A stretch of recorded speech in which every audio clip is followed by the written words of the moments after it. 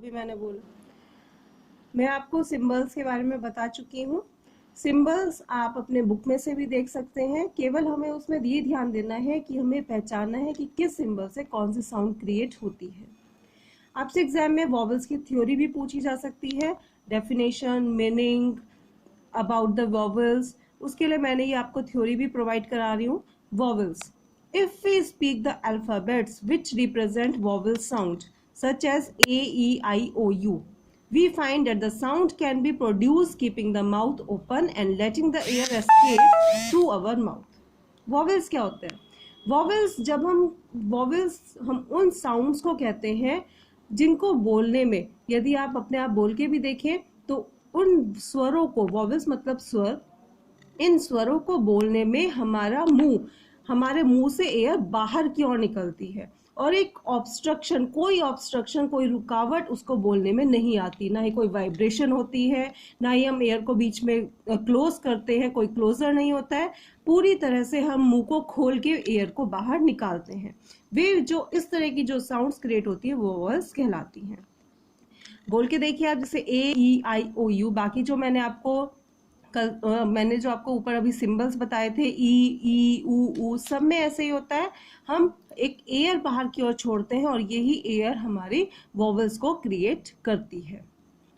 Vowels में be defined as the sounds which are normally voiced and one produced with an open approximation without any obstruction in the air passes। यानी vowels, हम vowels, उनको vowels कहते हैं। Vowels को इस तरह से डिफाइन किया जा सकता है जिसको हम नॉर्मली वॉइस्ड होते हैं और साथ ही हम उनको एक ओपन अप्रोक्सीमेशन यानी पूरा का पूरा मुंह खोल के हम वॉवल्स को बाहर, हमारी साउंड जो क्रिएट होती है वो वॉवल्स कहलाती है। विदाउट एनी ऑब्स्ट्रक्शन यानी बीच में कोई रुकावट नहीं होती। इन द एयर पासेस, जब हम मुंह से एयर पास होती है उसके बीच में कोई रुकावट नहीं होती। They are referred to as vocoids in phonetics, और फोनेटिक्स में इस तरह के वॉवल्स को जो रिप्रेजेंट किया जाता है उसे कहा जाता है वोकॉइड्स। In order to describe the vowels, we usually draw 3 points in the horizontal axis, front, central or back, referring to the part of the tongue which is the highest. So we have, अब vowels जो है, हम vowels को describe भी कर सकते हैं अलग अलग क्लासिफिकेशन के थ्रू, जिसमें हॉरिजॉन्टल एक्सिस आता है।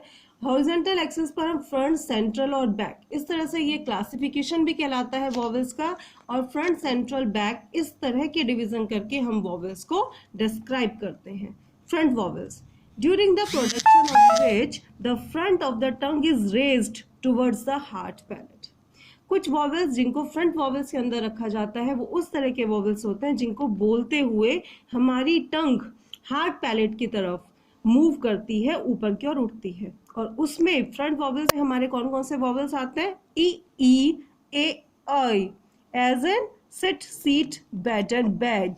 तो इस तरह से सिंबल्स के थ्रू मैंने इसमें दिखाया भी है। Back vowels, during the production of vowels the back of the tongue is raised towards the soft palate. आप अपनी बुक में आप सॉफ्ट पैलेट, हार्ड पैलेट, उसमें डायग्राम बना हुआ है, आप उसके थ्रू समझ सकते हैं कि कौन सा सॉफ्ट पैलेट होता है और कौन सा हार्ड पैलेट होता है। तो during the production of vowels the back of the tongue, tongue की जो बैक होती है वो हार्ड पैलेट की, सॉफ्ट पैलेट की तरफ मुड़ती है जब बैक वॉवल्स बोले जाते हैं। लाइक आ, ओ, उ, as in cart, coat, cot, book and tool respectively. Central vowels, during the production of which the central part of the tongue is raised।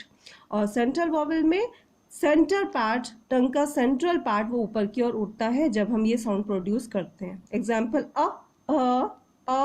As in about, earth and but respective. अब मुझे उम्मीद है आप